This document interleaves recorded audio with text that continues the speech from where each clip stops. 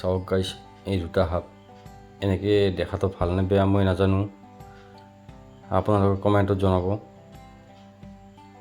মই কিন্তু আজিয়ে প্ৰথম দেখিলোঁ। সকলোকে আজি এটা আকৌ নতুন ভিডিঅ' সৈতে মই হেমেন দাস। আজি ক'ত আহিছোঁ, কি কৰিম, গোটেইখিনি দেখাম। কেনেকুৱা লাগে জনাব, আৰু যিসকলে নাজানে নহয় সেইসকলক মই শেষলৈ ভিডিঅ'টো চাই থাকিব, শেষত মই জনাই দিম। আজি আমি ক'ত আহিছোঁ এতিয়াই নকওঁ, শেষলৈকে চাই থাকক। আৰু এই ঠাইটো ক'ত হয় মই সেইটোও জনাম অৱশেষত। আপোনালোকে স্কিপ নকৰাকৈ শেষলৈ চাই থাকক। ক'ত হয় লোকেশ্যনটো মই কৈ দিম। আৰু এইখন যে দেখিছে পথাৰখন, ইয়াতে এখন মেলা হয়, ডাঙৰ মেলা। এনেকৈ সৌন্দৰ্যবোৰ চাই চাই আমিও গৈ আছোঁ।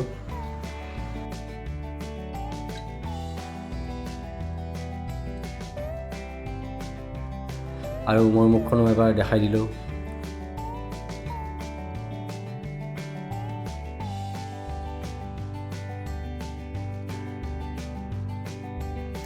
ইমান ধুনীয়া ৰাস্তা নহয়, আপোনালোকে এবাৰ আহিলে ক'ব।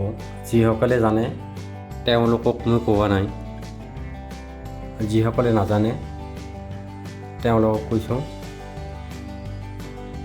এবাৰ আহি চাওক। আৰু ইয়াতে এবাৰ জিৰণি লওক। ইমান ধুনীয়া ঠাই, এবাৰ আহিলে যাবই মন নাযাব। ইয়াতে পাব প্ৰকৃতিৰ শুদ্ধ বতাহ।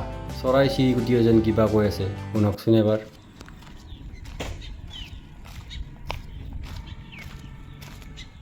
আৰু দলংখনৰ দুই পাৰে ডাঙৰ ডাঙৰ গছেৰে ভৰা। এই প্ৰাকৃতিক সৌন্দৰ্যটো আৰু হয়তো ক'তো নাপাব। ৰাস্তাটো চাওকচোন, ইমান চাফ চিকুণ হৈ আছে। ইয়াত বহু ধৰণৰ মাছৰ লগতে বহু ধৰণৰ চৰাই চিৰিকটিও এইখন পথাৰতে আহি পৰে।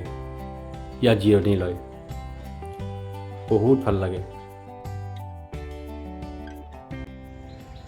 বৰ্তমান উপস্থিত আছোঁ দৰাবিলত। ৰামপুৰৰ দৰাবিল হয়।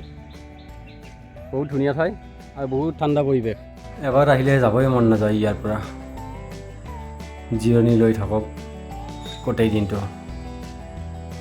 ইয়াত পুৱা দুপৰীয়া আৰু আবেলি টাইমত বহুতো মানুহ আহে, ইয়াত জিৰণি লয়।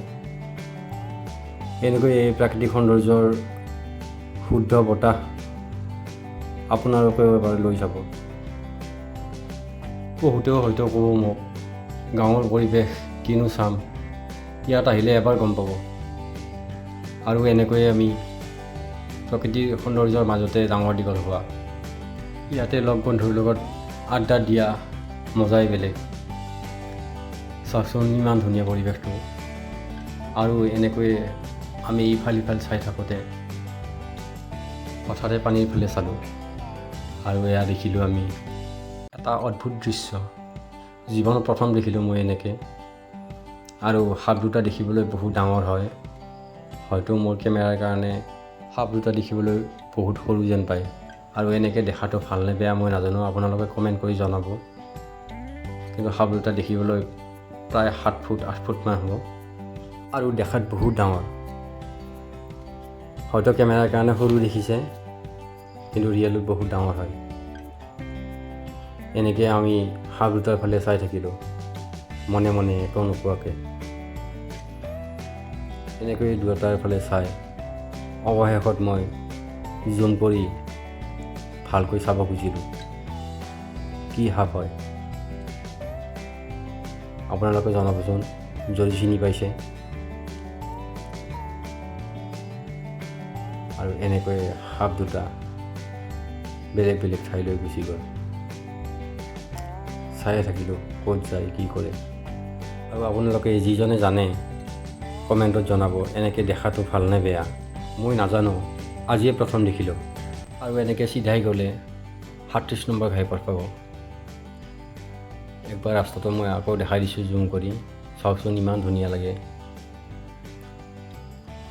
আৰু এনেকৈ আমি লাহে লাহে ঘৰলৈ বুলি বাট মেলিলোঁ।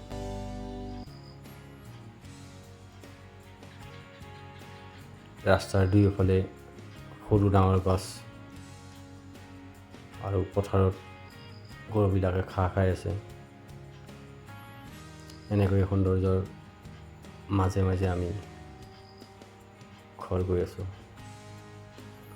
কেমেৰাত যদিও ভাল দেখা নাই, ৰিয়েলত বহুত ধুনীয়া হয় ঠাইখিনি। আহক আৰু এবাৰ ইয়াতে জিৰণি লৈ যাওঁ। এনেকৈ আমি গৈ আছোঁ ঘৰলৈ। আৰু আজিৰ ভিডিঅ'টো যদি ভাল লাগিছে তেতিয়াহ'লে লাইক, কমেণ্ট, শ্বেয়াৰ আৰু লগতে নতুনকৈ যিকেইজনে চাই আছে চেনেলটো প্লিজ ছাবস্ক্ৰাইব কৰি দিব। এনেকৈয়ে আৰু ভাল ভাল ভিডিঅ' দিবলৈ চেষ্টা কৰি যাম আগলৈকে। আপোনালোকে যিকেইজনে চাই আছে ভিডিঅ'টো প্লিজ শ্বেয়াৰ কৰিব।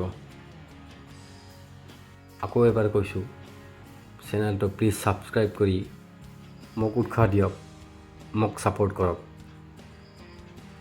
হয়তো আৰু ইয়াতকৈও ভাল ভাল ধুনীয়া ঠাই দেখুৱাবলৈ সক্ষম হ'ম আগলৈকে। আৰু এনেকৈ আমি দুয়োফালে সেউজীয়া গছ গছনি আৰু পথাৰ চাই আজিৰ ভিডিঅ'টো ইয়াতে সামৰিলোঁ। জয় আই অসম। আজিলৈ বাই বাই।